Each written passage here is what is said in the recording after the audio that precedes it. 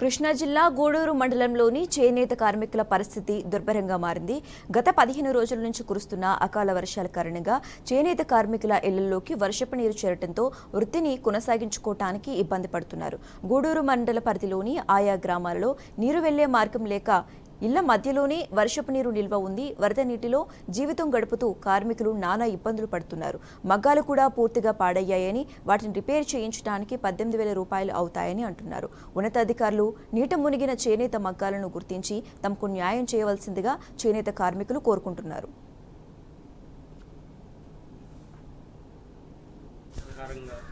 మరి మగ్గం గుంటలో నీరు చేరి నూలు డ్యామేజ్ అయిపోయి మగ్గం సామాను కూడా దెబ్బతినిపోయి దాదాపు 20 నుంచి 25,000 రూపాయల దాకా కార్మికులు నష్టపోవడం జరిగింది.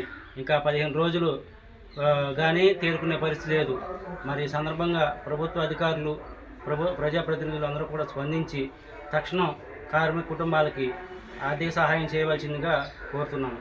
అలాగే చేనేత కలంకారీ కుటుంబాలు కూడా మరి పని కోల్పోయి ఆర్థికంగా తీవ్రంగా నష్టపోవడం జరిగింది. మరి ప్రభుత్వం వెంటనే స్పందించి ప్రతి